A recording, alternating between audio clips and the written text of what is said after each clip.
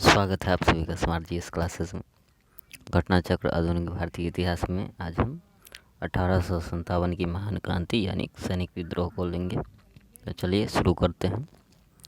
दिसंबर 1856 में सरकार ने पुराने लोहे वाली बंदूक ब्राउन बेस के स्थान पर नवीन इनफील्ड राइफल के प्रयोग का निर्णय लिया। इसका प्रशिक्षण जो है वह डमडम, अम्बाला और सियालकोट में दिया जाता था। नई राइफल में कारतूस के ऊपरी भाग को मुंह से काटना पड़ता था। जनवरी 1857 में बंगाल सेना में यह अफवाह फैल गई कि चर्बी वाले कारतूस में गाय और सूअर की चर्बी है। सैनिक अधिकारियों ने इस अफवाह की जांच किए बिना तुरंत इसका खंडन कर दिया, किंतु सैनिकों को विश्वास हो गया कि चर्बी वाले कारतूसों का प्रयोग उनके धर्म को भ्रष्ट करने का एक निश्चित प्रयत्न है। यही भारत के प्रथम स्वतंत्रता संग्राम 1857 के विद्रोह का तात्कालिक कारण बना।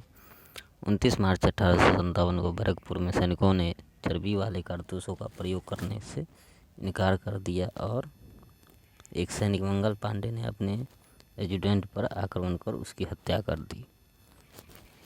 अंग्रेजों द्वारा 34वीं एनआई नेटिव इन्फेंट्री रेजिमेंट को भंग कर दिया गया और अपराधियों को दंडित कर दिया गया।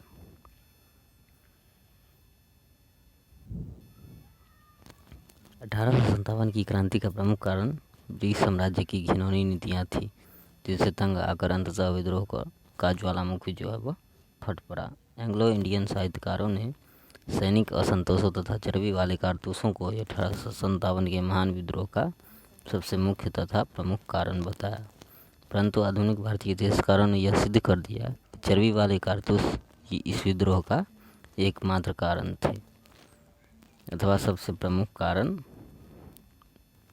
नहीं थे। चर्बी वाले कारतूस और सैनिकों का विद्रोह तो केवल एक चिंगारी थी, जिसने उन समस्त विस्फोटकों पदार्थों में जो राजनीतिक, सामाजिक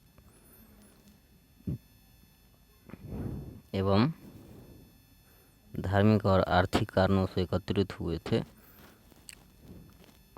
आग लगा दी और जिससे दावानल का रूप धारण कर लिया। 1857 की क्रांति का प्रारंभ 10 मई को मेरठ से हुआ था।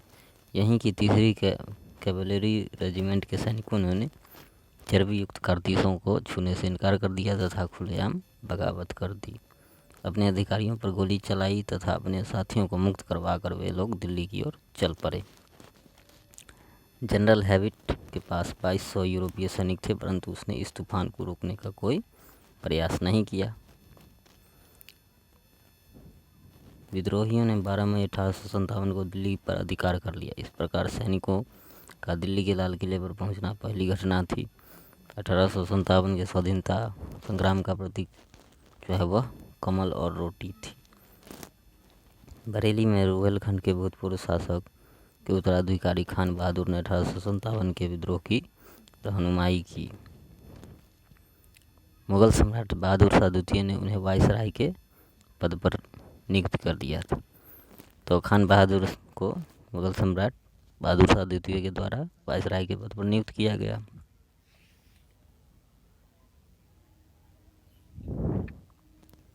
रानी लक्ष्मीबाई, जिनका मूल नाम मणिकर्णिका था, का जन्म 19 नवंबर 1835 को गोलघर में हुआ था, जो वर्तमान वाराणसी में है। उनके पिता मोरोपंत झांसी के महाराजा गंगाधर राव के दरबार में गए। उस समय लक्ष्मीबाई की उम्र 13 वर्ष थी। 14 वर्ष की उम्र में उनका विवाह झांसी के महाराजा गंगाधर राव के साथ हुआ। इनकी मृत्यु ग्वालियर में हुई थी। ग्वालियर में ही महारानी लक्ष्मीबाई की समाधि स्थल भी स्थित है। रानी लक्ष्मीबाई झांसी के अंतिम मराठा राजा गंगाधर राव की विधवा थी। जब किसी उत्तराधिकारी के अभाव में राजा गंगाधर राव की मृत्यु हो गई तो डलहौजी ने व्यक्तिगत सिद्धांत के तहत 1853 में झांसी को ब्रिटिश राज्य में विलय कर लिया। झांसी में जून 1857 में रानी लक्ष्मीबाई के नेतृत्व में विद्रोह का शुभारंभ यानी श्री गणेश किया गया।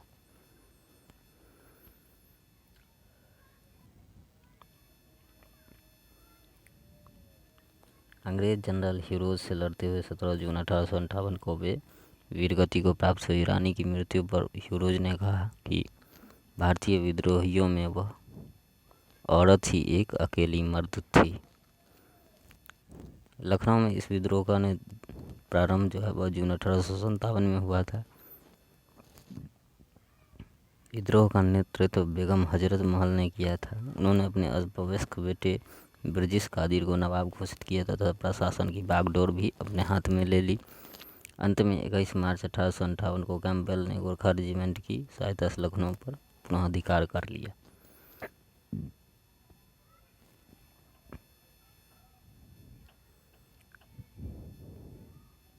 कानपुर में 5 जून 1857 को नाना साहब को पेशवा मानकर स्वतंत्रता की घोषणा की गई। नाना साहब को सेनापति कमांडर इन चीफ नाना साहब को तांत्या टोपे से बहुत सहायता मिली थी। अजीमुल्ला खान नाना साहब के सलाहकार थे। इन्होंने नाना साहब के सचिव के रूप में भी कार्य किया। इन्हें क्रांति दूत के नाम से जाना जाता था। तो अजीमुल्ला खान को क्रांति दूत के नाम से जाना जाता था। तांत्या टोपे 1814 से 1859 ईस्वी के बीच इनका काल रहा है, जिन्हें रामचंद्र पांडुरंग के नाम से भी जाना जाता है। वे 1857 के भारतीय विद्रोह के प्रमुख नेता थे। इनका जन्म महाराष्ट्र में येओला गांव में हुआ। उनके एक विश्वसनीय मित्र मोहन सिंह ने उन्हें धोखा देकर उस समय पकड़वा दिया जब वे पारो के जंगलों में अपने कैंप में सो रहे थे। यहाँ से उन्हें पकड़कर शिवपुरी लाया गया और सैनिक अदालत में 18 अप्रैल 1859 को फांसी दे दी गई। 1857 में जगदीशपुर में विद्रोह की अगुवाई जो है वह कुंवर सिंह के द्वारा की गई थी, जो बिहार के तत्कालीन शाहबाद जो भोजपुर जिले के जगदीशपुर से संबंधित थे। असम में 1857 की क्रांति के समय वहाँ के दीवान मनी राम दत्त ने वहाँ के अंतिम राजा के पौत्र कंदपेश्वर सिंह को राजा घोषित करके विद्रोह की शुरुआत की, परंतु शीघ्र ही विद्रोह का दमन करके मनीराम को फांसी दे दी गई। आउवा के ठाकुर कुशल सिंह ने 1857 की क्रांति में अंग्रेजों और जोधपुर की संयुक्त सेना को पराजित किया था।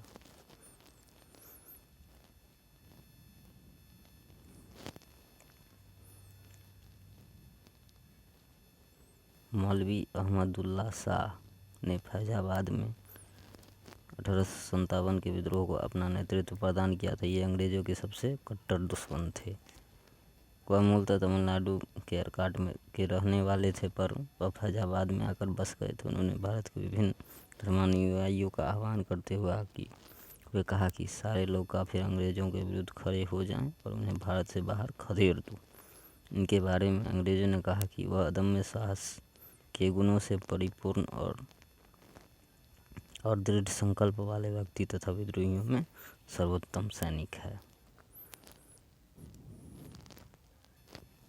इनकी गिरफ्तारी के लिए ब्रिटिश सरकार ने 50,000 रुपये का इनाम रखा था। 1857 के विद्रोह को मिर्जा गालिब ने स्वयं अपनी आंखों से देखा था। इनका जन्म 27 सितंबर 1797 को आगरा में और मृत्यु 15 फरवरी 1859 को दिल्ली में हुई थी। 1857 के स्वतंत्रता संघर्ष में ग्वालियर के सिंधिया ने अंग्रेजों को सर्वाधिक सहायता प्रदान की थी। यूरोपीय इतिहासकारों ने ग्वालियर के मंत्री सरदिनकर राव और हैदराबाद के मंत्री सालार जंग की राजभक्ति की बहुत सराहना की। संकट के समय कैनी ने कहा था, यदि सिंधिया भी विद्रोह में सम्मिलित हो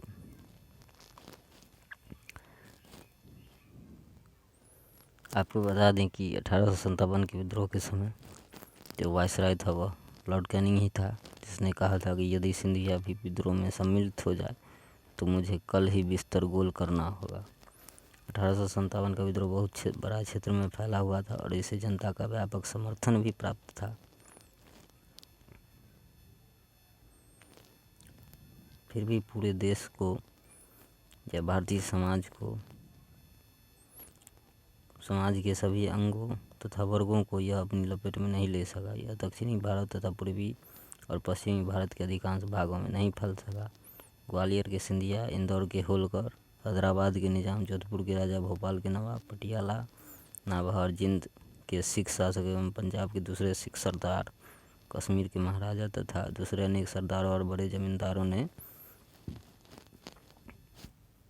विद्रोह को कुचलने में अंग्रेजों की सक्रिय सहायता की।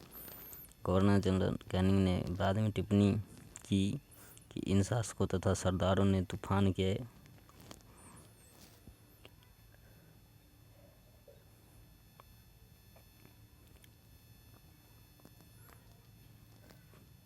आगे बांध की तरह काम किया, वरना यह तूफान एक ही लहर में हमें बहा ले जाता। 1857 के विद्रोह में शिक्षित वर्ग ने कोई रुचि नहीं ली, जो इस महासमर की असफलता के प्रमुख कारणों में से एक रहा। 1857 के विद्रोह के समय भारत का गवर्नर जनरल लॉर्ड कैनिंग 1856 से 62 तक था।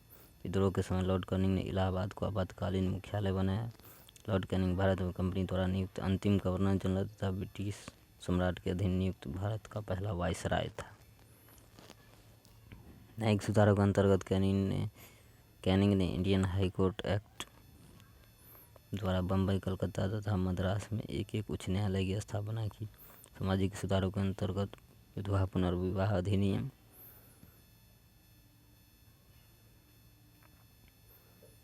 1856 में कैनिंग के समय में ही पारित हुआ था। 1857 के विद्रोह को भारत में प्रथम स्वतंत्रता संग्राम के नाम से तथा ब्रिटेन में इंडियन म्यूटिनी के नाम से अभिहित किया जाता है।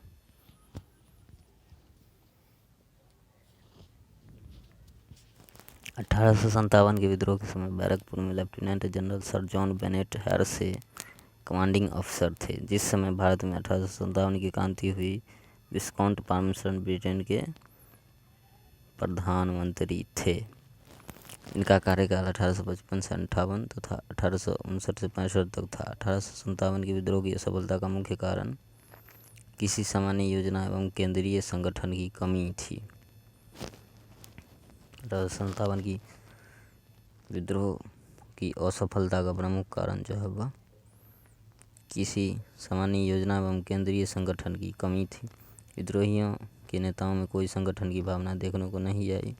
उनके पास किसी सुनियोजित कार्यक्रम का पूर्ण अभाव भी था।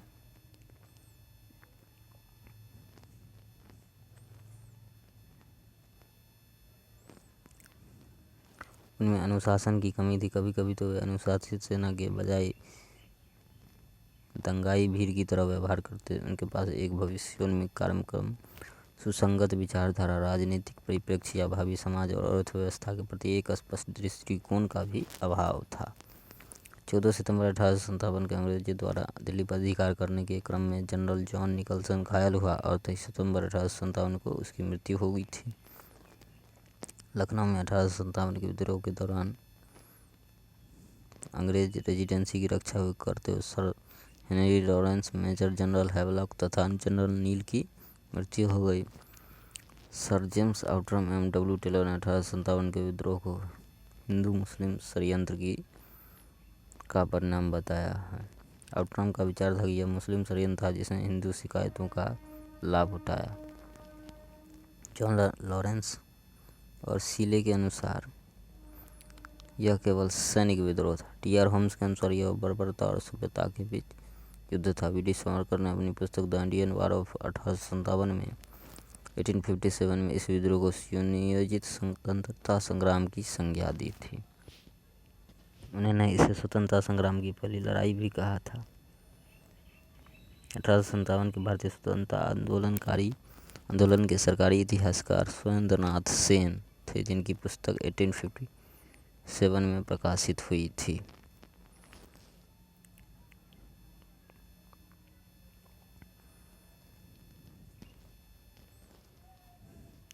सर सैयद अहमद खान द्वारा लिखित असबाब ए बगावत ए हिंद 1859 में प्रकाशित हुई, जिसमें 1857 के विद्रोह के कारणों की चर्चा की गई थी। भारत सरकार द्वारा R.C. मजूमदार को 1857 के विद्रोह का इतिहास लिखने के लिए नियुक्त किया गया था, परंतु सरकारी समिति से अनबन होने के कारण उन्होंने यह कार्य करने से इनकार कर दिया तथा अपनी पुस्तक द सिपाही म्यूटिनी एंड रिबेलियन ऑफ 1857 को स्वतंत्र रूप से 1957 में प्रकाशित कर दिया। मजूमदार ने ही 1857 के विद्रोह को तथाकथित तथा राष्ट्रीय स्वतंत्रता संग्राम न प्रथम न राष्ट्रीय और न ही स्वतंत्रता संग्राम था कहा था।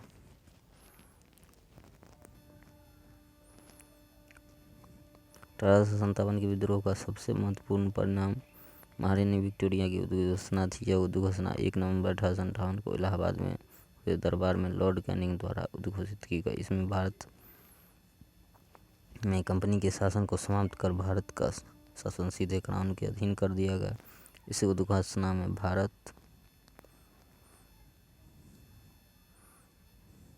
में ब्रिटिश राज्य के विस्तार पर रोक, लोगों को धार्मिक मामलों में हस्तक्षेप न करना, एक समान कानूनी सुरक्षा सबको उपलब्ध कराना आदि शामिल थे। भारतीय रजवाड़ों के प्रति विजय और विलय की नीति का परित्याग कर दिया गया और सरकार ने राजाओं को गोद लेने की अनुमति प्रदान की। तथापि अन्य आश्वासन ब्रिटिश शासन द्वारा पूरे नहीं किए जा सके। 1857 के विद्रोह के दमन के बाद ब्रिटिश सरकार ने भारतीय फौज के नव गठन के लिए जुलाई 1858 में मेजर जनरल जोनाथन पील की अध्यक्षता में एक रॉयल कमीशन, जिसे पील आयोग कहा गया, का गठन किया, जिसने सेना के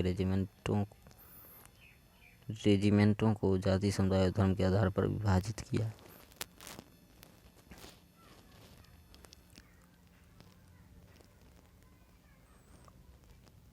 यूरोपीय सैनिकों की संख्या जो 1857 से पूर्व 45,000 थी, अब 65,000 कर दी गई तथा भारतीय सैनिकों की संख्या 2,38,000 से घटाकर 1,40,000 कर दी गई। बंगाल में यूरोपीय सैनिकों का भारतीय सैनिकों से 1:2 रखा गया, जबकि मद्रास तथा बम्बई में यह अनुपात 1:3 रखा गया। 1857 के विद्रोह के बाद ब्रिटिश सरकार ने सिपाहियों का चयन गोरखा, सिख एवं पंजाब के उत्तर प्रांत से किया था। प्रश्नों की ओर अब बढ़ते हैं। अंग्रेजी भारतीय सेना में चर्बी वाले कारतूसों से चलने वाली एनफील्ड राइफल कब शामिल की गई थी? तो दिसंबर 1856 में शामिल की गई थी, जो ब्राउन बेस की जगह न्यू रॉयल एनफील्ड शामिल की गई थी। भारत के प्रथम स्वतंत्रता संग्राम का तत्कालिक कारण क्या था? तो अंग्रेजों का धर्म में हस्तक्षेप का संदेह जो है वह इसका तत्कालिक कारण था।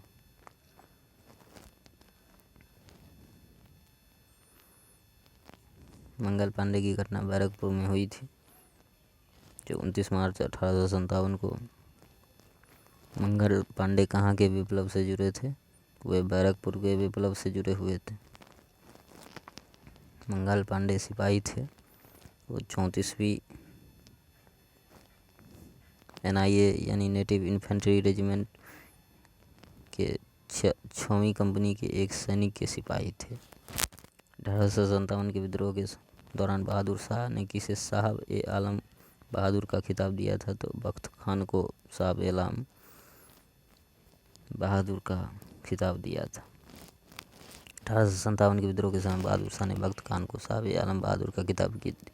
बख्त खान एक पख्तून था। ईस्ट इंडिया कंपनी में वह सूबेदार के पद पर था तथा कंपनी की ओर से उसने प्रथम अंग्रेज अफगान युद्ध में भाग लिया था।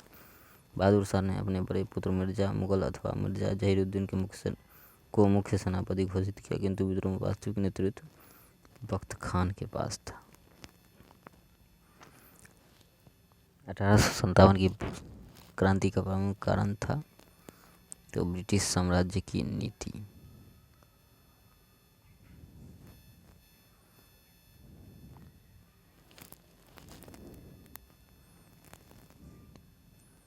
ब्रिटिश साम्राज्य की नीति। 1857 की क्रांति का प्रमुख कारण ब्रिटिश साम्राज्य की घिनौनी नीतियां थी, जिनसे तंग आकर अंततः विद्रोह का ज्वालामुखी जो है वह फट चुका था।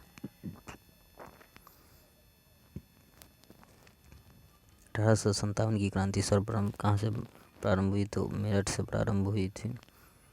10 मई को यहाँ की 3वीं कैवेलरी रेजिमेंट के सैनिकों ने चर्बी युक्त कारतूसों को छूने से इनकार कर दिया तथा खुलेआम बगावत कर दी थी।